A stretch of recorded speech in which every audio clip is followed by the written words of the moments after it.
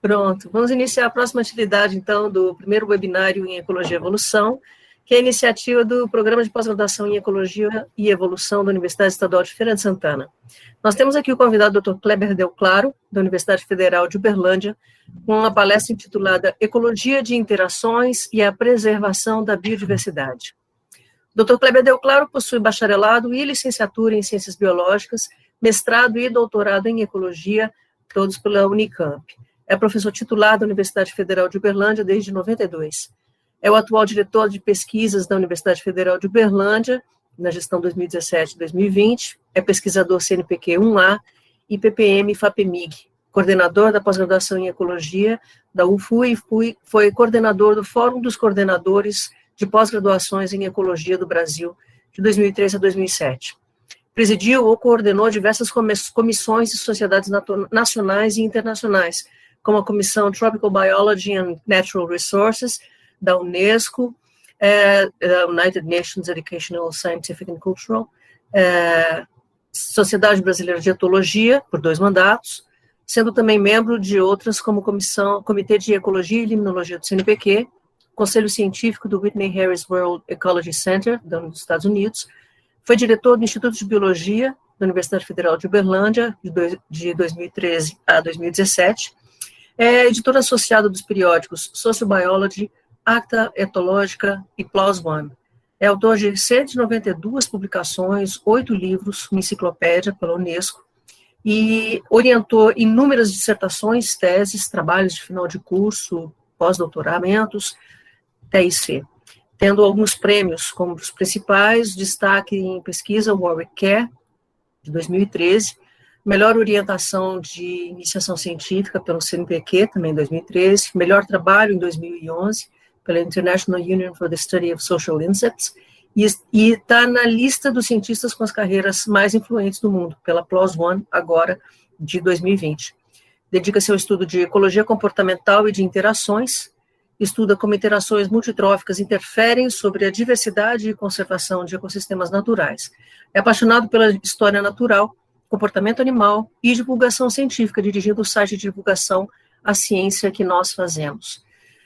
Diante dessa apresentação, eu dou as boas-vindas, professor Kleber, e passo a palavra para que ele faça a sua palestra. A palavra é sua, Kleber. Muito obrigado, professora Priscila, muito obrigado, Caio, ao programa de pós-graduação. Eu que agradeço, é uma honra falar aí para vocês, e mais uma vez estar aí com vocês na Bahia, né? Quem sabe logo aí, quando tiver uma vacina, a gente vai de corpo presente. Estou muito feliz de poder estar participando aí com vocês, um programa que está indo tão bem, de uma gente tão boa, de um povo tão legal, né? Gosto muito de vocês aí, boto muito fé nessa universidade, no professor Evandro, no novo mandato dele como reitor, né? Boto muita fé na universidade, acho que vocês vão dar muita alegria para o nosso país ainda, né? Então, já vou colocar minha apresentação aqui, vou fazer a apresentação e depois a gente conversa um pouquinho, bate-papo com os alunos, né? Então, eu vou compartilhar, eu tenho que compartilhar uma janela, né? A hora que a janela aparecer aí, eu peço para alguém me dizer que ela apareceu. Apareceu a janela? Apareceu. Então, tá bom. Então, agora deixa eu só jogar isso aqui para lá, jogar isso aqui para cá. Então, vamos lá. Vocês vão ver que eu mudei um pouquinho, né, o título da palestra, Interações Bióticas e Conservação. Coloquei uma frase embaixo que chama Uma Verdade Inconveniente, né? Que é uma palestra muito bacana, eu estou pensando em fazer ela de uma forma mais curta, para o pessoal leigo, no nosso site de divulgação lá, para explicar a importância das interações bióticas e da biodiversidade interativa, porque é o que a gente tenta mostrar para as pessoas através dessa palestra, que é mais importante a gente conhecer as interações do que propriamente as espécies envolvidas em cada uma delas, né? Não que a gente não deva conhecer a história natural de cada espécie para poder entender a interação, mas que são as interações ecológicas que estruturam a natureza e a vida como a gente conhece. E é isso que eu vou tentar mostrar para vocês hoje, que o que mantém viva a biodiversidade são as interações entre as espécies. E dentre essas interações, uma muito importante, que é o mutualismo. Talvez o mutualismo seja das interações a mais importante na manutenção da biodiversidade. Vamos tentar entender o porquê disso. Olha, Essa história começou há mais de 1.450.000.000 de anos atrás. Aqui a gente tem um exemplo de uma cianobactéria que na foto A ela acabou de fagocitar um mitocondrion e na foto B está ela lá com o mitocondrion vivendo dentro dela sem ele ser digerido, sem ele ser absorvido, não é? Então, o que a gente mostra, e quem mostrou isso para nós pela primeira vez foi a Lynn Margulis, essa mulher extraordinária, através da teoria da endobiogênese serial, e ela também é uma das autoras, junto com o Liv Locke, da teoria de Gaia, né?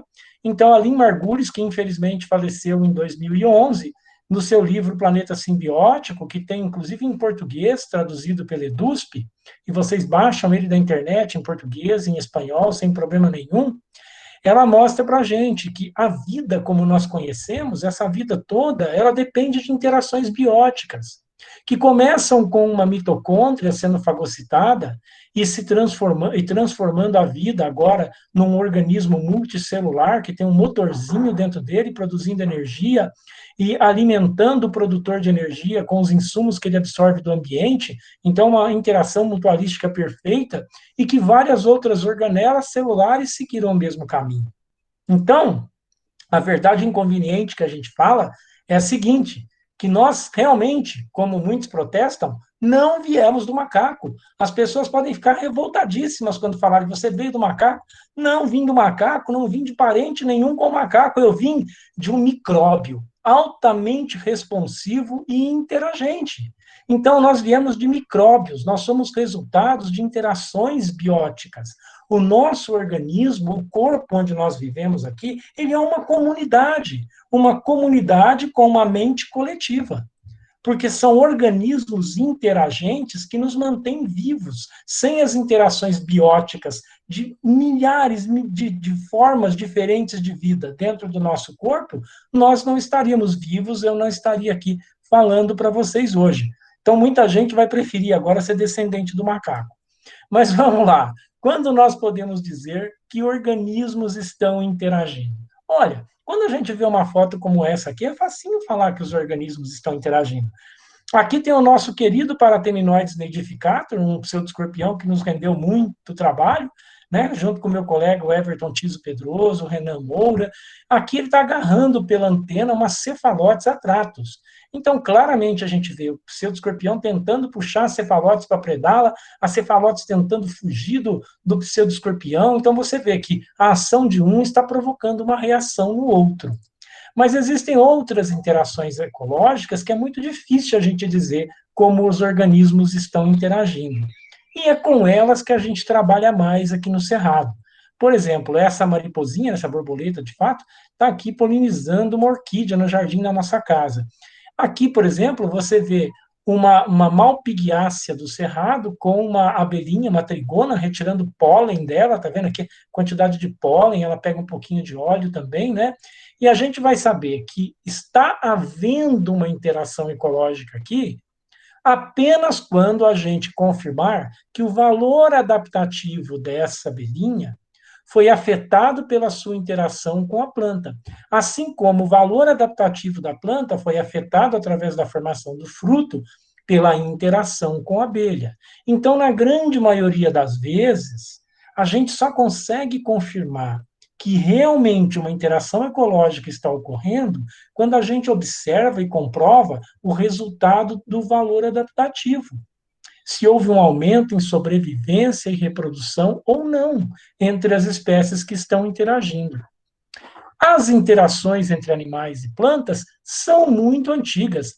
Elas datam de mais de 425 milhões de anos, né? Sendo que elas se desenvolveram amplamente de antagônicas para cooperativas num intervalo de quase 300 milhões de anos, nascendo como interações antagônicas até nós chegarmos nas cooperativas por volta de 130 milhões de anos atrás.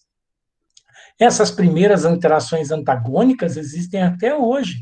Nós podemos facilmente ver aqui, olha, um tetigoniídeo, né, uma esperança se alimentando de flores, está se alimentando aqui das estruturas reprodutivas de uma flor. Possivelmente, os passos evolutivos seguintes dessa alimentação e as respostas de defesa da planta contra o herbívoro que estava sobre ela foram levando essas espécies a se adaptarem e chegarem, depois de 300 milhões de anos, não é da noite para o dia, a interações positivas, como nesse caso aqui dessa abelha centris, né, coletando néctar e polinizando Birsônima intermédia no cerrado, tá? Essas fotos aqui, elas vão estar no livro novo, que vai sair o ano que vem, Plant Animal Interaction, Source of Biodiversity, meu com a professora Helena Maura, como organizadores pela Springer Nature. Em primeira mão para vocês, aqui a gente tem uma prévia do que poderá ser, não é definitivo ainda, do que poderá ser a capa do livro, né? Esse livro vai contar com autores muito bacanas da área de interação ecológica, como a professora Judith Brownstein, o casal Gutzberger, o Gerhard e a Ilse Gutzberger, o professor Lee Dyer, o Robert Marquis, o Rodolfo Dirzo, né, da defaunação, do antropoceno, a Sarah Oleski e a Frederic Riverchon, o professor Rodrigo Pereira da USP, a professora Vanessa Stefani, alguns colegas mais jovens. Esperamos que seja um livro bem bacana e que ele ajude muito, né, ao pessoal que está interessado em trabalhar com interações ecológicas. Porque nós tentamos mostrar nesse livro, nessa palestra, então, que a evolução dentro das interações, ela é um longo processo que envolve especiação, extinção, adaptação, contra-adaptação e coevolução numa coisa que a gente chama de teatro evolutivo. Ou seja, os organismos, eles podem se modificar ao longo do tempo, mas as interações ecológicas, elas permanecem. Não são as mesmas espécies que estão envolvidas em sistemas, por exemplo, de herbivoria e polinização no cerrado ao longo de 100 mil, 200 mil anos. As espécies mudarão, mas a interação, planta, animal, polinização, por exemplo, predação de fruto, proteção biótica, ela vai continuar se mantendo, como mostrou John Thompson nas suas teorias ligadas ao mosaico geográfico, a teoria dos mosaicos geográficos coevolutivos, tá bem? Então, qual seria a importância das interações entre animais e plantas, de fato, para a vida na Terra e para a sua conservação? Um dos pontos centrais que nós, professores de ecologia, tentamos mostrar para os estudantes é entender o padrão de distribuição das espécies nas comunidades naturais. Dentro desse tópico está uma maior compreensão e uma melhor compreensão do porquê desta grande biodiversidade tropical. Obviamente, a gente sabe que isso depende de uma menor variação, amplitude na temperatura, na pluviosidade, que estão sempre num nível razoavelmente bom nos ambientes tropicais, a temperatura oscilando em torno de 25 graus, com uma variação de 5 a 10 graus no máximo, a pluviosidade sempre acima de 500 milímetros, não é? Um solo antigo, mas num local de uma temperatura média, uma pluviosidade constante, havendo muita reciclagem, um relevo mais plano, tudo isso ajuda, não é? Além disso, a gente sabe que essa curva tropical é muito maior do que a curva temperada, muito maior do que deveria ser, porque a curva temperada ela não está aqui, mas está no pontilhado, também devido ao efeito das glaciações, que até 12 mil anos atrás foram relativamente fortes, e uma glaciação ela afetou de maneira mais drástica os climas mais distantes das latitudes baixas. Então, em altas latitudes, então próximo lá do meio para cima do México e do Rio Grande do Sul para baixo no Brasil, elas foram muito mais fortes, não é? Afetando a sobrevivência das espécies e, portanto, as interações entre elas. Do outro lado da balança, nós temos que lembrar que existem vários tipos de biodiversidade e diversidade. Temos a diversidade alfa, que é a local, a gama, que é a regional, mas a que mais nos interessa quando falamos em interações ecológicas é a diversidade beta, porque a diversidade beta é a diversidade dos organismos, que vão de um local para o outro, fazendo a conectividade entre as redes tróficas. Elas são, portanto, as espécies grandes manutentoras de biodiversidade. Essas espécies têm que ser identificadas em todas as redes ecológicas, em todas as as cadeias tróficas, porque elas aumentam a conectividade, elas aumentam a onivoridade nas teias tróficas, ou seja, a participação de um organismo em vários níveis tróficos diferentes. E os dois lados dessa balança, o lado biótico e o lado abiótico, eles não são excludentes, muito pelo contrário, eles são complementares na realização, na observação da história evolutiva das interações. Porque dentro deste tempo aqui, ó, o tempo, ele experimenta, o tempo, ele seleciona as interações que vão manter a biodiversidade beta funcional, as interações que vão manter as comunidades existentes e conservadas, mesmo com a variação do ambiente físico e biótico. Então, gente, para entendermos toda essa complexidade, toda essa história evolutiva das interações entre animais e plantas, entre organismos, um processo básico que nós não podemos menosprezar em momento algum é o entendimento da história natural de cada espécie envolvida. Como ela molda e como ela é moldada pelas mudanças no cenário evolutivo. Nós precisamos, sim, da ciência básica de conhecer espécie por espécie para poder conhecer o seu papel na biodiversidade interativa, na diversidade beta. Dentro disso, então, nós temos que lembrar que essas espécies estão envolvidas em cadeias tróficas. Uma cadeia trófica simples, baseada sempre, obviamente, num produtor, no nosso caso de estudo, ela tem as plantas, que são os produtores, ligados a elas, herbívoros, que podem ser amigáveis ou não, polinizadores ou comedores de folhas, por exemplo. Os predadores desses herbívoros, os parasitoides desses herbívoros. Isto é o que a gente chama de um módulo. Mas esse módulo tem vários outros ligados. Por exemplo, um herbívoro pode não ser específico dessa planta, mas comer outras plantas também. Assim como o predador desse herbívoro pode ser predador de outros herbívoros que não se relacionam a essa planta. Portanto, há uma ligação entre organismos, há uma ligação entre essas cadeias tróficas todas aqui. Essas ligações que vocês estão vendo aqui em verdinho são as espécies que transitam de um sistema ao outro. Elas representam a diversidade beta, ou seja, a biodiversidade interativa, a biodiversidade de interações que existem em um sistema natural, como descrito e martelado por John Thomson desde 1996, tá? E em 2011, Thomson soltou um livro muito bacana que chama-se Relentless Evolution, a evolução implacável. Nesse livro dele, ele mostra que muito do que nós temos como evolução lenta e gradual é, de fato, rápida. Mesmo algumas espécies animais, sem a menor interferência humana, evoluindo, inclusive características comportamentais, no intervalo inferior a 2 anos. Então, é muito interessante isso. E o que nós temos feito, né, para colaborar no entendimento dessas interações bióticas e de como elas podem ajudar na preservação da natureza, na preservação do meio ambiente? Como vocês sabem, eu, professora Maura, que é minha grande parceira de trabalho, assim como a professora Vanessa Stefani, professor Giancarlo, que foi agora para Sergipe, e alguns estudantes maravilhosos que nós temos aqui, né?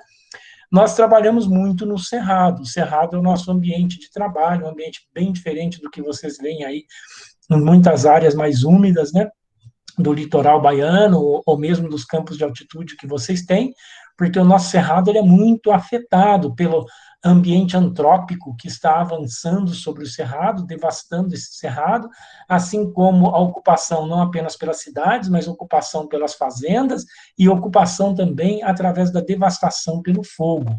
Então, nós temos uma preocupação muito grande em fazer muita balbúrdia, né, muito estudo no Cerrado, porque o Cerrado é um ambiente que, para nós enxergamos como altamente ameaçado de extinção, tá? Vamos mostrar, então, alguns exemplos do que nós temos estudado no Cerrado e de como as interações ecológicas podem ser complexas. Vejam aqui. Aqui eu tenho um trabalho de formiguinhas com aranhas.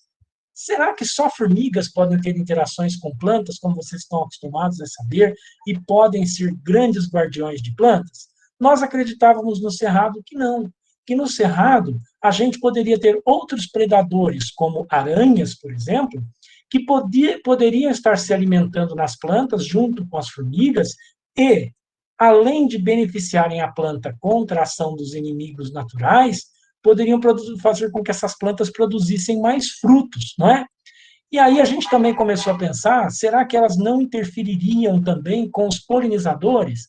Porque toda interação biótica, ela tem pesos diferentes para serem colocados numa mesma balança. Então, nós resolvemos trabalhar com uma planta comum no cerrado, uma erioteca, e estimar se as aranhas, assim como as formigas, poderiam levar a um aumento na produção, na proteção de folhas e na produção de frutos. Nós trabalhamos muito com manipulação experimental. Manipulação experimental é alterar uma característica da natureza para observar algo que a gente quer. Então, nós fizemos grupos de plantas com aranha e formiga, sem aranha e sem formiga, só com formiga sem aranha, e só com aranha e sem formiga, tá? E fomos observar ao longo do tempo o que acontecia, né, com a produção de frutos, por exemplo, nessas plantas.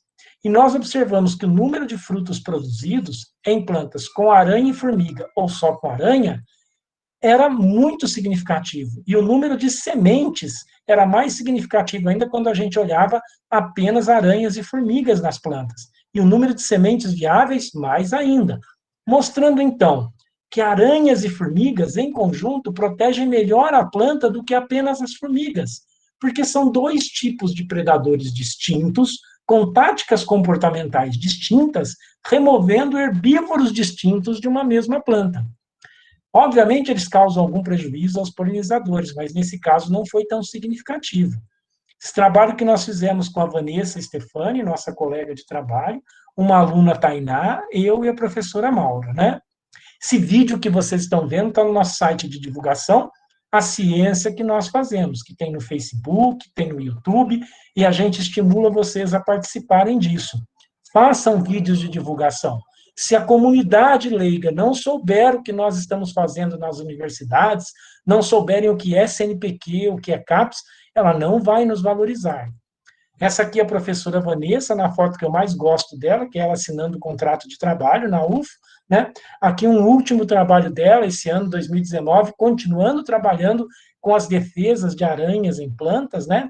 E no cerrado, gente, eu não gosto de aranha grande, muito pernuda e muito peluda, mas tem umas pequenininhas assim, olha, que são uma gracinha, não picam a gente, não morde, não faz nada, e uma mais lindinha do que a outra.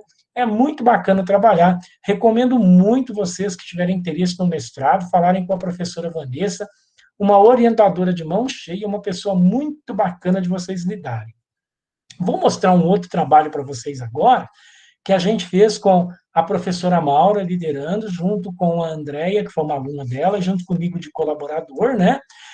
Que a gente publicou na Flora alguns anos atrás, sobre resultados condicionais nas interações entre formigas, plantas e herbívoros. Nós vamos mostrar para vocês que a gente precisa olhar outras coisas agora nos trabalhos de interações. Não apenas se protege, se não protege, se produz, se não produz, mas nós temos que envolver, como a professora Maura gosta muito, aspectos fenológicos, desenvolvimentais das plantas, saberem como a modificação da planta ao longo do tempo altera as características dos herbívoros, altera as características dos polinizadores, que impactos isso tem para a conservação da biodiversidade como um todo. Porque são de trabalhos em trabalhos, gente, que a gente consegue formar uma consciência do que está acontecendo num ambiente natural, né? Então, nesse trabalho com malpighiáceas, que tem nectários extraflorais, olha as gotonas de néctar aqui, ó, acumulado, né? Então, as abelhas são polinizadoras, as formigas buscam néctar e combatem herbívoros como esse besorrinho aqui, que é a larva do chapéu de Saci Pererê, né? Então, vamos lá. Então, ao longo de vários e vários anos de estudo, a professora Maura tinha 4 anos de estudo aqui junto comigo e com a Andréia, né? A gente conseguiu mostrar para 4 espécies de plantas do cerrado que elas tinham uma coisa chamada floração sequencial. Elas produzem flores, folhas, frutos em sequência, gente. Quando uma planta está acabando de produzir, vem a outra. Quando a outra está acabando de produzir, vem a outra. Bonitinho, arrumadinho assim. Olha que lindinho aqui, olha, num diagrama de estatística circular, né? Aqui as plantas florindo, aqui os nectários, aqui as formigas, aqui os herbívoros principais de cada espécie de planta. Tisanóptero, curculionídeos, coccídeos, né? Então, veja bem aqui, ó, as plantas floriram, produzem junto néctar extrafloral, nectários extraflorais, que atraem as formigas, que vão perseguir os herbívoros que estão nessas plantas. E tudo isso ocorrendo de forma sequencial ao longo do tempo. Ou seja, ao longo do tempo, nós temos flores. Então, abelhas interessadas em polinizar essas flores, herbívoros interessados em comer essas flores, em comer essas folhas, e as plantas produzindo néctar para atrair formigas que vão protegê-las contra esses herbívoros. Tudo de forma sequencial. Todo mundo tendo comida ao longo do tempo todo no campo, ao longo do ano, tendo comida e tendo proteção. Muito bacana, muito interessante, não é mesmo? Isso nos levou a fazer um outro trabalho com a Andréia, com a professora Maura e com esse moço aqui, um engenheiro mecânico, o Virgílio, né?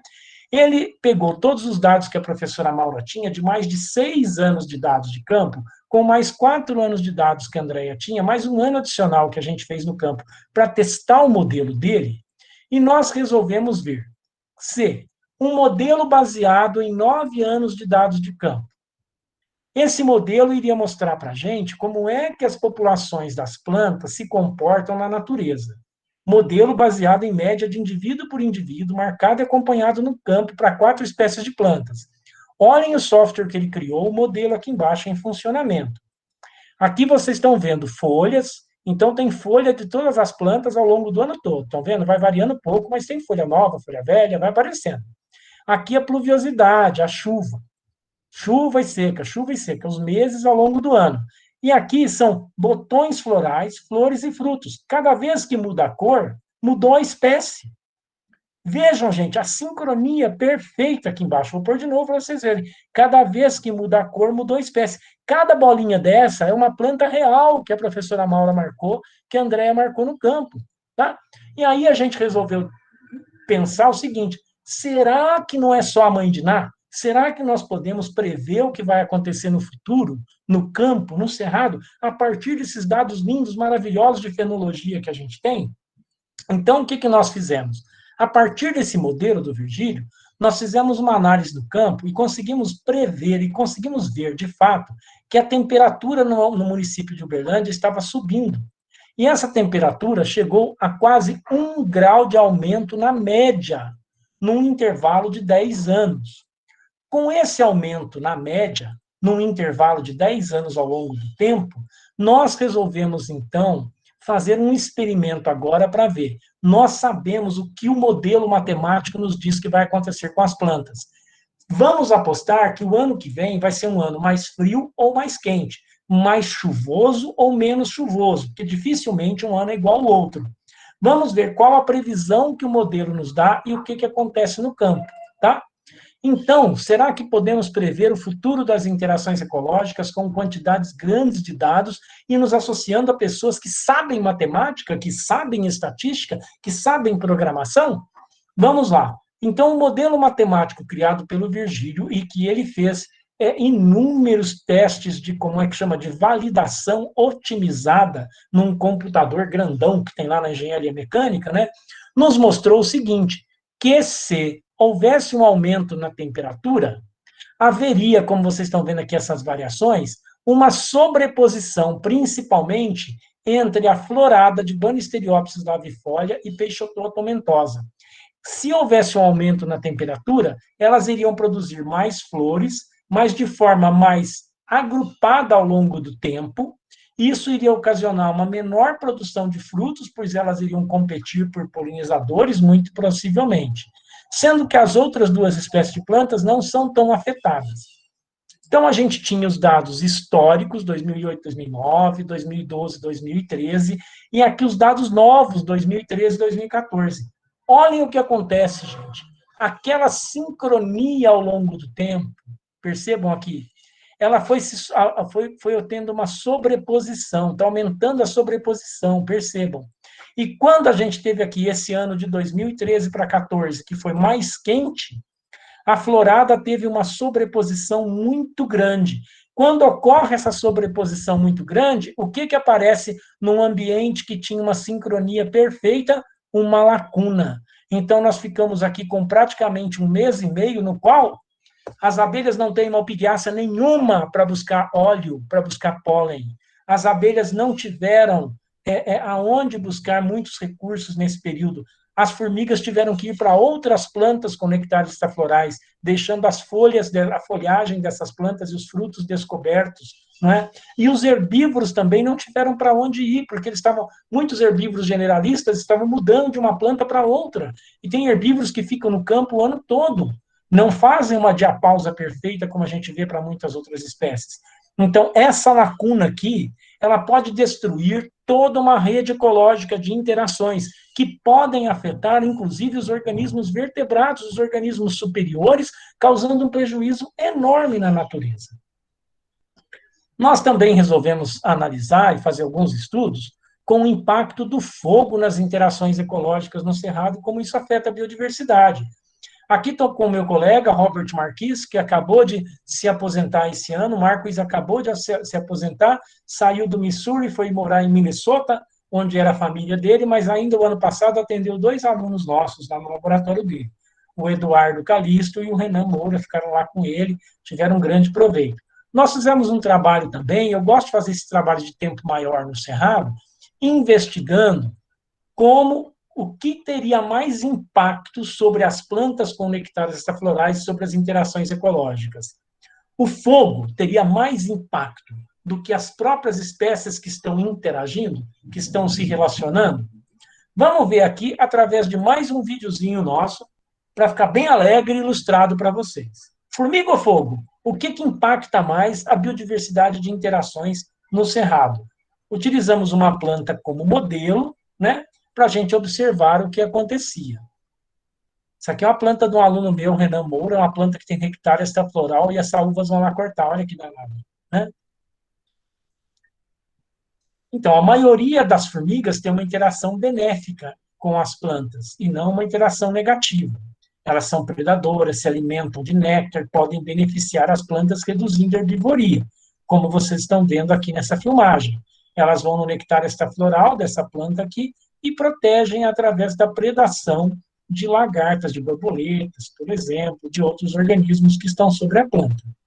Então, nesse estudo que a gente publicou na Biotrópica, eu e o Marquis, em 2015, nós mostramos que a proteção oferecida pelas formigas depende muito da espécie de formiga, porque elas possuem tamanhos diferentes, comportamentos diferentes, formas de recrutamento diferentes, e elas têm capacidade de atacar ou não os inimigos também de um modo diferente. Obviamente, um outro fator que ataca muito as plantas e as interações é o fogo. E nós estávamos fazendo o estudo, fizemos o estudo em um ano, no outro ano teve fogo e no outro ano não teve fogo. Então, a gente observou as interações sem ausência, sem fogo, com fogo e pós-fogo. E fomos ver como é que as plantas reagiram à presença do fogo ou à presença das formigas em termos de valor adaptativo, de produção de frutos. O fogo modificou apenas o impacto das formigas, se era maior ou menor, sobre a quantidade de folhas e da área consumida pelos herbívoros. Mas as formigas em si, elas tiveram um impacto muito mais importante do que o fogo. As espécies de formigas foram mais impactantes do que o fogo nesse estudo que nós realizamos. Dependendo da espécie de formiga, nós tivemos um aumento ou uma diminuição na produção de frutos. Mas as interações ecológicas, elas também podem apresentar resultados condicionais associados à estrutura da planta que nós estamos avaliando. Não são apenas aspectos abióticos, mas aspectos bióticos intrínsecos das plantas são muito importantes. Se nós considerarmos, por exemplo, a teoria da defesa ótima, o que ela nos diz? Que a planta deveria tentar proteger as partes dela que lhe são mais caras, que lhe são mais importantes do que outras partes das plantas. Então, nós pensamos puxa, nós estamos vendo que depende de clima, depende da espécie de formiga que está relacionada, depende de época do ano, tem variação ao longo do ano, então, depende da fenologia da planta para a interação biótica funcionar ou não funcionar. Agora, será que depende também de uma estrutura particular da planta? Ou seja, Será que para proteger uma estrutura particular da planta, ela pode produzir aquilo que a gente chama de defesa induzida? Ou seja, se estão comendo minha folha, eu mando mais néctar para lá, aciono aquele néctar extrafloral e chamo as formigas para aquela região da planta. Se estão comendo a minha flor, eu mando mais néctar para a minha flor agora, e aí as formigas vão proteger a minha flor. Nós fizemos um estudo, então, com esse meu aluno, que é um aluno brilhante, o Eduardo Cavisto, a Denise Lange, que é uma colaboradora nossa, professora na Federal Técnica do Paraná, fantástica, com a professora Judith Brownstein, dos Estados Unidos, da Universidade do Arizona, a professora Maura e eu, nós acabamos de publicar esse artigo no Journal of Ecology. Então, a gente mostra para vocês o seguinte, nós pegamos uma espécie de planta no cerrado, a Qualia multiflora, e nós manipulamos ela. Nós produzimos herbivoria nas flores e produzimos herbivoria nas folhas. Olha o que mostram essas tabelinhas, gente. Quando nós herbivoramos em 10% as flores, houve um aumento significativo no volume e na quantidade de açúcar nos nectários, o que fez atrair muito mais formigas. Um aumento de 10% na herbivoria foliar também dobrou a quantidade de néctar, tá vendo? De volume de néctar no nectário, assim como aumentou estrondosamente a sua concentração de açúcares. E olha aqui, gente, quando a gente colocou 40% de aumento de herbivoria, ela praticamente fez 3 vezes mais produção de volume de néctar, com quase 10 vezes, 8 vezes mais calorias, açúcar naquele nectário, o que atraiu uma quantidade absurda de formigas para as plantas. Então, os nossos resultados mostraram claramente que um nectário estafloral pode funcionar como uma defesa induzida numa planta. A planta percebe a ação do herbívoro e responde, produzindo um aumento de volume e açúcar no néctar, atraindo as formigas para os locais da planta onde melhor lhe provém, onde melhor lhe interessa, comprovando todas as premissas da teoria da defesa ótica. Isso foi fantástico para nós, né? Porque a gente mostra praticamente que planta pensa agora, né? Muito bacana isso, um trabalho muito legal. Então, gente, apesar da inerente complexidade das interações multitróficas, um ponto comum na ecologia de comunidades é a gente sempre tentar entender quais são os fatores, né, as forças base topo que estão afetando os recursos disponíveis e quais são as forças topo base, os consumidores, que estão influenciando esses níveis tróficos inferiores. Como o controle trófico varia em ambas as escalas, local e regionalmente, é que nos ajuda a entender como que se estrutura e se mantém a biodiversidade. Então, a natureza, gente, nas suas diferentes formas, né, de experiências que ela fez ao longo do tempo, pelas diferentes transformações que os ambientes passaram, ela foi criando papéis ecológicos para as espécies. Essas espécies foram se extinguindo, se especiando, se modificando. Então, os atores do teatro evolutivo foram mudando, mas a peça teatral se manteve. Então, o tempo ele muda o enredo, com ele os atores, mas o espetáculo evolutivo permanece. E é essa beleza que a gente vê, né, de partir de 425 milhões de anos atrás, ver o surgimento das pteridófitas, das gimnospermas, das angiospermas, e os organismos passando de comedores de esporos e pólen para polinizadores, para organismos que se interessam por néctar, por óleo, por resina, que influem na reprodução de uma planta. Isso é fantástico. E isso é uma coisa que vinha sendo estruturada na natureza de uma forma maravilhosa até o surgimento do homem e a nós chegarmos agora no antropoceno, não é? Porque nós conhecemos o Holoceno e veja a diferença entre o Holoceno e o antropoceno.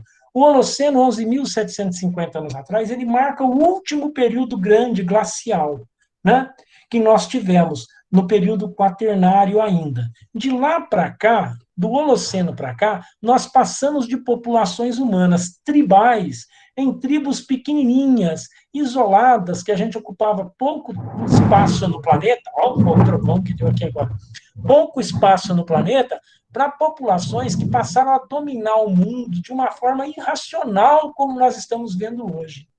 Então, o Holoceno, a gente fala que ele vai até o ano 1800, e nesses últimos 200 anos, nós entramos no Antropoceno.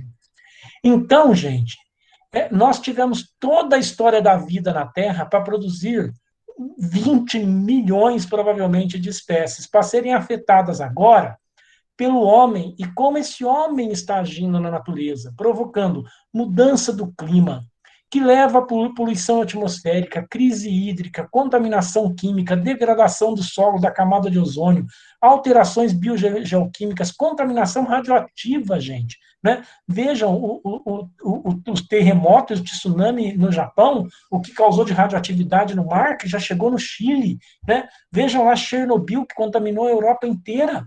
Hiperprodução, hiperconsumismo, ninguém pode ter um celular. O cara quer ter 3, 4 diferentes, meu Deus do céu. Produção de lixo, acumulação e desigualdade, levando tudo isso à acidificação oceânica, destruição de hábitats, extinção de espécies. Gente, tem um trabalho muito importante do Rodolfo Dirso, que é um companheiro nosso de trabalho, junto com um grupo grande de colegas, que inclui, inclusive, o professor Mauro, que deu palestra para a gente aí no começo da semana, sobre os impactos da defaunação no antropoceno. O antropoceno não está apenas eliminando espécies, ele está reduzindo o tamanho dessas espécies, como o professor Mauro mostrou para vocês. E reduzindo o tamanho dessas espécies, está reduzindo os organismos que faziam interação biótica com as plantas. Nós estamos vendo surgir um anacronismo entre as plantas e os animais. Você já não tem mais, para muitas espécies de planta, o seu dispersor de sementes, o seu polinizador, porque ele foi extinto. E isso vai afetar essa planta ao longo do tempo, e isso vai afetar as redes ecológicas, as teias ecológicas como um todo ao longo da história evolutiva dessas espécies, das suas interações, levando a grandes perdas de serviços ecossistêmicos. Nós discutimos isso no último capítulo desse livro que estou falando para vocês, do Plant Animal Interaction, Source of Biodiversity, né? Então, no último capítulo, tem um capítulo com Rodolfo Dirso, no qual a gente discute a defaunação e a crise do antropoceno. Quais são as principais causas da defaunação do ponto de vista da biodiversidade das interações? A deflorestação, a degradação do solo, a poluição do ar e da água, o fogo, a caça predatória, a defaunação, ela tem como consequências claras dentro da biodiversidade das interações, extinção de espécies, redução de populações, aumento no anacronismo entre plantas polinizadores, plantas dispersores de sementes, uma redução drástica na diversidade beta, uma redução no tamanho dos animais nos ambientes naturais. Tudo isso levando a uma enorme perda de serviços ecológicos, de serviços ecossistêmicos. Então, gente, a nossa grande verdade inconveniente é a seguinte: de 1,450 bilhão de anos atrás até hoje, a natureza conseguiu produzir 20 milhões de espécies aproximadamente. Em aproximadamente 200 anos de uma grande atuação do homem contra a natureza e contra o ambiente, agindo como uma espécie, infelizmente, muito depredadora, muito consumista, uma espécie sem preocupação com as outras espécies, nós estamos tendo uma perda enorme de biodiversidade interativa. O teatro evolutivo, como a gente mostrou para vocês, ele veio crescendo desde este 1,450 bilhão de anos atrás, nas interações entre plantas e animais, explodindo a partir de 425 milhões de anos atrás, até que chega no seu ápice a 123 milhões de anos atrás, e praticamente se manteve estável até 200 anos atrás. Em pouco mais de 200 anos atrás, a ação do homem nos leva a pensar: o que restar de espécies será suficiente para repor as peças no teatro evolutivo? O futuro da conservação, gente, das comunidades da Terra, passa obrigatoriamente pela compreensão e a aceitação de cada um de nós cientistas das seguintes palavras: cooperação, multidisciplinaridade e humildade. Ninguém sozinho será capaz de encontrar as respostas que nós precisamos. Eu preciso de ótimos colaboradores, eu preciso de gente que sabe estatística, eu preciso de gente que sabe mais inglês do que eu preciso de meninos novos que vão fazer sombra para a gente, se Deus quiser. Nós temos que ter estudantes que nos deixem para trás, que façam muito mais do que a gente fez. E nosso papel é fazer com que esses moços e moças vão à frente, vão muito além do que nós fomos. Essa é a nossa grande produção teórica, essa é a nossa grande produção, nosso grande legado para a ciência. Não são os papers, não são ter nomes em listas de mais produtivo, de menos produtivo, mas quem a gente produziu que vai fazer alguma coisa para melhorar e para salvar a vida no planeta. É isso que nos interessa. Então, agradeço muito vocês, deixo vocês aqui com uma frase da Lynn Margulis que eu gosto muito. A vida na Terra é mais como um verbo. Repara, mantém, recria e supera a si própria. Torçamos nós para que a vida na Terra não nos supere, né? Não nos supere, não resolva nos eliminar. Acompanhe o nosso site, a ciência que nós fazemos, tá? A gente vai postando lá para vocês coisinhas interessantes sempre, Facebook, no YouTube. É um site que não tem propaganda, porque então ele é de graça, a gente não ganha dinheiro com ele, não fica aquelas coisas chatas aparecendo, tá? Você estava vendo uma notícia, aparece bobagem no meio. Muito obrigado, estou aí para responder perguntas de vocês agora. Kleber, muito obrigada. Para variar, uma excepcional palestra, não só com informações muito relevantes, mas você sistematiza um monte de conhecimentos, né, da biologia, você junta tudo nas interações, muito legal mesmo. Eu tenho aqui algumas questões que foram encaminhadas. A primeira pergunta foi de Caio Rocha Pereira. Em estudos com formigas, você já visualizou a interação entre formigas e os elaióforos das Melpighiaceae?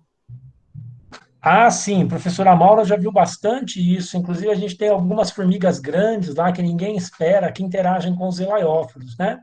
Nós temos lá, inclusive, as paquicôndilas, né? Interagindo com o elaióforo, raspando óleo ali. A gente não sabe ainda exatamente o que elas fazem, mas isso acontece também, tá? E a professora Sandra Hatz pergunta, você acha que a conservação deve mudar o paradigma para conservar interações, processos, para manter os serviços ecossistêmicos? Eu acho, Sandra, eu acho. Eu não, de forma alguma eu relego que a gente tem que estudar a história natural das espécies, é uma das coisas que eu mais faço. Vira e mexe, eu estou publicando trabalho de história natural, uma das revistas onde eu mais publico é o Journal Natural History, porque eu acho importantíssimo. Outro dia mesmo a gente publicou um trabalho lá sobre Camponotus crassus, formiga mais comum que existe no Cerrado, uma das mais comuns do Brasil, não tinha nenhum trabalho sobre a história natural da Camponotus crassus. Nós fizemos um trabalho com a Denise Lange, da Federal do Paraná, 2 alunos nossos, o Tiago e a Bianca, alunos de iniciação científica, e publicamos lá. Então, eu acho muito importante a gente conhecer os organismos, porque, por exemplo, eu trabalho com redes ecológicas de interações. Se eu não sei quem faz o que dentro de cada rede ecológica de interações, eu tenho uma tabela bonita, uma tabela colorida. Eu não sei quem exatamente está fazendo o que lá dentro, né? Mas que o grande... A coisa importante para nós é entender realmente quem são as espécies dessa biodiversidade beta, quem são os núcleos que estão mantendo a estrutura, a uniformidade nas cadeias tróficas é muito importante, porque se a gente tiver que escolher entre 2 áreas para preservar, às vezes uma área menor, menos degradada, com mais sistemas funcionais ativos, ela pode ser melhor do que uma área maior, por exemplo, que tiver muito degradada, que tiver com muito pasto, não sei, que já teve muito fogo dentro daquela área, não é? Porque a gente tem que identificar áreas que a gente consiga salvar para ampliar no futuro e para serem, inclusive, repositórios. Porque vocês podem ter certeza, com essa mudança política que nós vamos ter nos Estados Unidos agora, nós vamos ter uma mudança, se Deus quiser, política no mundo, e eles vão cair de pau em cima da preservação de florestas tropicais, da preservação de ambientes tropicais. Não vão comprar nossos produtos, vão fazer sanções econômicas, a partir do primeiro semestre do ano que vem, a gente já vai ver isso. Porque não tem outro jeito. Não tem outro jeito, gente. Ninguém aguenta mais o calor que nós estamos chegando. Olha, desequilíbrio climático, e os negacionistas falando que não está acontecendo nada. Né? O cara diz que não existe Covid, cara disse que não tem aquecimento global. Eu não sei em que mundo esse povo está vivendo, não é no meu planeta, não é? Não sei de que planeta esse povo é, porque, né? Tá difícil. Então, Sandra, acho sim que serviços ecossistêmicos são extremamente importantes. Nós temos uma grande defensora desses serviços ecossistêmicos, que é a professora Vera Imperatriz Fonseca.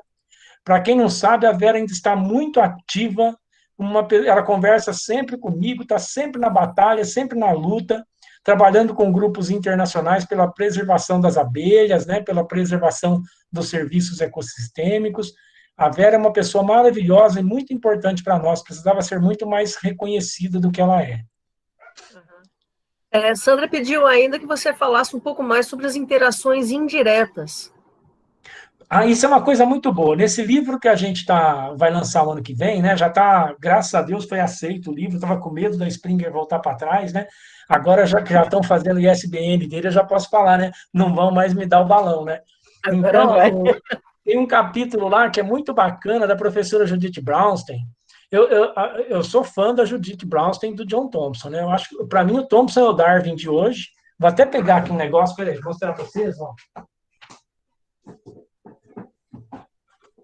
Aqui, ó, esse aqui é o livro que eu falei para vocês, não sei se vocês conseguem ver aí. Tudo cheio de mal, os alunos têm que ver isso, ó. A gente lê e a gente marca, viu? A gente rabisca ali, tá? Então, esse aqui é o Relentless Evolution do Thompson, que ele fala da evolução rápida e não lenta e gradual, como a gente está acostumado, né? E a Judith, ela fala muito para a gente de facilitação. Então, ela discute agora, nesse capítulo dela, ela discute mutualismo, comensalismo, facilitação. Como essas interações bióticas moldam, né, o caráter das comunidades naturais. Então, Sandra, a facilitação é uma interação ecológica que ela é esquecida pelas pessoas, que ela é menosprezada. E quase tudo que a gente trabalha é, de fato, facilitação. Porque qual a relação ecológica dessa que eu trabalho no Cerrado? De interação planta-formiga, ela é obrigatória. Não é? Qual polinização que a gente trabalha, que a gente estuda, que é obrigatória, específica, que uma outra abelha não pode ali substituir? Não é? Tem muita coisa que a gente estuda que é mais facilitação, uma espécie abrindo caminho para outra, uma espécie colaborando com a outra espécie, um mutualismo não obrigatório do que mutualismos obrigatórios. E uma coisa que a Judith discute bastante, Sandra, é o seguinte, que quando a gente está estudando essas interações ecológicas, a gente só procura o positivo. Quantos frutos a abelha formou na planta? Quantos frutos a formiga formou na planta? Quantas folhas ela produziu? Mas a gente não procura uma coisa que são os custos do mutualismo. O quanto isso custou para a formiga? O quanto isso custa para a abelha? O quanto isso custa para a planta? Quanto custa produzir o néctar extrafloral? Por exemplo, nesse trabalho nosso da ODT, né, da teoria da otimização, esse último que eu mostrei, de cortar as florzinhas, cortar as folhinhas. Tem um custo para a planta produzir o néctar. O quanto isso é em custo para a planta energético? Compensa, não compensa?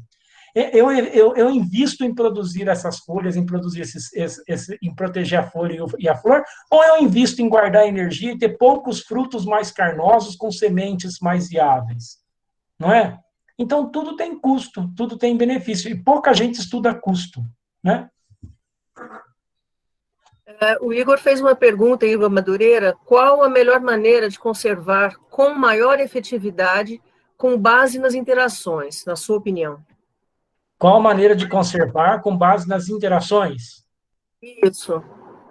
Cada ambiente vai ser diferente, cada ecossistema vai ser diferente, a gente precisa de estudos em cada um desses ambientes para a gente identificar e a gente elaborar políticas.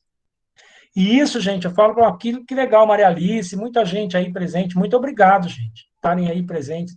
Tá? O negócio é o seguinte, a gente precisa elaborar políticas, e quando eu falo de políticas de conservação, políticas de preservação, eu falo também, meu amigo, não esqueci o nome do menino, é Igor, né? Igor. Igor, eu falo também da gente conversar com o político. Igor, a gente não pode ignorar os políticos, e nós temos que dar um jeito, é para isso que eu criei a página Ciência que nós fazemos, é por isso que eu estou estudando umas outras coisas no pouquinho tempo que eu tenho, livre, de como influenciar o político através da ecologia, através da proteção do meio ambiente. Nós temos que dar um jeito cada vez maior na nossa sociedade de transformar a ciência em voto. Essa pandemia, gente, ela foi importantíssima para nós cientistas, para mostrar para a sociedade que não se faz ciência da noite para o dia, que ciência precisa de investimento, que ciência não é gasto, ciência é investimento. Agora está todo mundo reclamando que não aparece nunca vacina. Eles achavam o quê? Que a vacina era Harry Potter, né? Que é plim-plim e apareceu uma vacina. Não é, né? Tem que elaborar, tem que ter teste, tem medidas de segurança. Você veja aí a vacina da dengue, quase 10 anos para fazer. Essa outra vai sair em menos de 2 anos. Levanta a mão para o céu, né? Eu que não sou testador de vacina, dessas vacinas rápidas, me chamar para testar, não. Né? Pega outro doido para testar. É um risco, né? Aí, o negócio é o seguinte, nós temos que começar a bolar políticas de trabalhar com o político, convencer o político que proteção da natureza é economia, que proteção da natureza dá voto. Tem um pessoal na Universidade de Bristol, na Inglaterra, que eles, junto com a Ecological Society, a Real Ecological Society, lá, a Sociedade de Ecologia da Inglaterra, né, da britânica, aliás, de fato, porque pega os três, né, pega lá Inglaterra, Irlanda e Escócia, e eles montaram um grupo de cientistas deles, junto com jornalistas, junto com o pessoal das ciências sociais, para elaborar estratégias de convencimento de políticos sobre a importância da ciência e da preservação do meio ambiente para ganhar voto. Então, nós temos que começar a ir nessa linha, nós temos que começar a eleger cientista aí para estar nesses cargos, porque, ou a gente monta a bancada da ciência, nós vamos viver viver na mão de bancada do fogo, bancada da reza, bancada de não sei mais o quê, não é? BBB, bala, boi e bíblia, né? Bala, boi e bíblia, nós estamos perdidos. Tem uma pergunta aqui, a pessoa não se identifica, tá como Mapesc UEG, deve ser a Universidade Estadual de Goiás, talvez. Parabéns pela palestra. Existe relação negativa entre nectários e defesas físico-químicas das plantas, ou não são mutuamente exclusivas? Eu acho que não são mutuamente exclusivas, e vou te falar uma coisa, não são todas as relações que são positivas. Tem muita exploração no sistema, nós temos muito code breaker, que a gente fala, que é quebrador de código, né? Nós temos muita formiga que não protege a planta, ela vai lá e só pega o néctar, além de pegar o néctar, vai na flor e rouba o pólen, tá? A gente tem um trabalho com o BIC, de 2010, que a gente mostra isso, acho que inclusive no Journal of Natural History, ou na Sociobiology.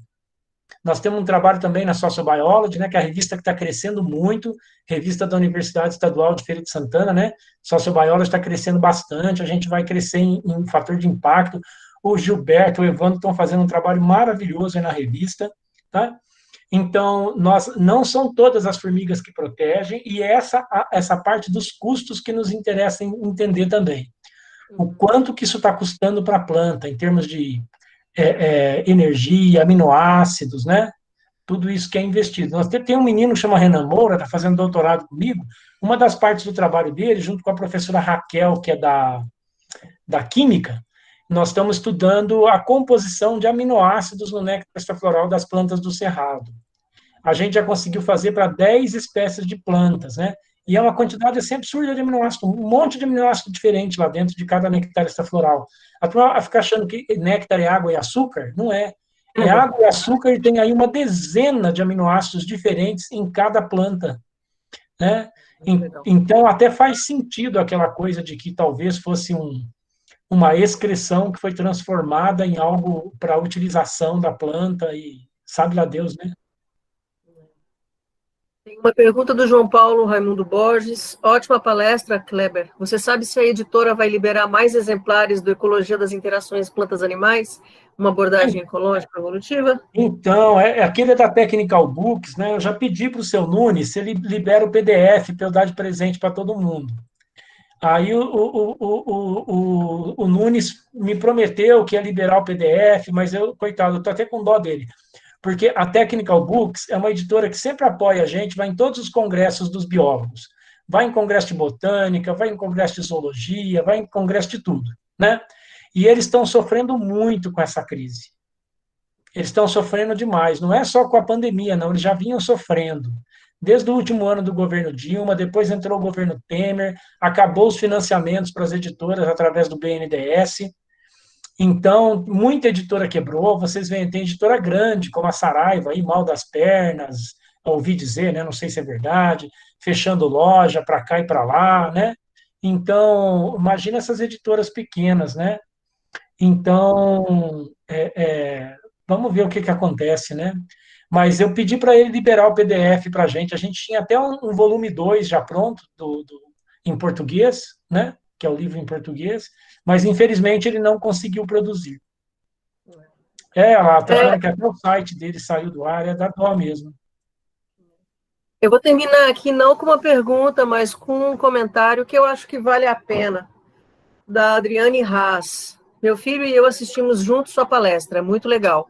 Ele é autista, tem 14 anos e gosta muito de formigas. Ele tem uma colônia de odontomacos e se interessa muito por taxonomia. É vegano, nada consumista, mas não tem esperança no futuro. Diz que acabamos com tudo, que não pode dormir sabendo que ele não verá todas as espécies de formiga que ele quer conhecer. Triste, né? Espero que ele não tenha razão. É só uma coisa eu acho que foi um comentário, um testemunho muito interessante e que realmente todo mundo tem um pouco esse medo, né? Como ela chama? Eu não enxergo aqui o comentário, é a... Adriane Haas. Quando passar essa pandemia toda, tiver vacina, né, se puder, aí a gente vai um dia, 2 para o campo com ele, para mostrar as formigas no campo para ele, né? Se ele tiver essa oportunidade, você junto com a gente, eu estou aí disposto. Venha, ou a gente vai onde vocês estiverem aí, a gente vai para um cerrado bacana, né? Ou para uma matinha bacana, aí a gente põe umas iscas para ele ver chamar formiga, ele vai ver o tanto de odontomacos que aparece, ele vai ficar muito contente, né? Tem uns experimentos que dá para fazer de um dia com as formigas que ele vai achar muito legal. Não dá para a gente resolver a questão do futuro, mas dá para pelo menos demonstrar um pouco do que ainda tem, né? A gente tem que ter empatia com todas, né? E com a natureza, né? A falta de empatia com a natureza é algo assim chocante para nós. Bom, Kleber, novamente, muito obrigada. Depois você pode acessar o chat aqui, você vai ver a quantidade de elogios que você recebeu pela sua palestra. Foi um gran finale para o dia de hoje, muito bom. Na verdade, o dia inteiro teve muito boas palestras e o seu foi uma chave de ouro. Eu convido vocês a participar da programação de amanhã, pela manhã, Ecologia e Conservação de Répteis de Restingas Brasileiros, Problemas e Soluções, com Carlos Frederico da Rocha, excepcional pesquisador também. Depois, Joias da Nossa Terra, Riqueza e Endemismos dos Anfíbios na Bahia, com o Marcelo Figueiras Napoli. Depois, Cientista Comunicador, a Compreensão Pública da Ciência em Termos de Fake News, do Zé Sabino, que eu suponho que seja também uma palestra vai ser maravilhosa. E de tarde, Desmatamento impulsiona a mudança sobre frutos carnosos, implicações para animais frugívoros e regeneração das florestas, da doutora Michele, que foi a coordenadora da sessão de hoje de manhã. Borboletas como indicadores biológicos de perturbação antrópica, o que já sabemos, o que nos falta saber, do doutor André Vitor Luci Freitas, da Unicamp. E, para fechar, a seleção sexual em plantas, do doutor Carlos Roberto da Fonseca. Uma programação que eu também inteira, tanto pela manhã quanto à tarde, acredito que vai ser muito jóia. Então, vale a pena aí. O Caio já colocou um pouco acima no chat os links, tanto para de manhã quanto para de tarde, então eu convido vocês a participarem. Tá bom? Gente, muito obrigado pela participação e até amanhã.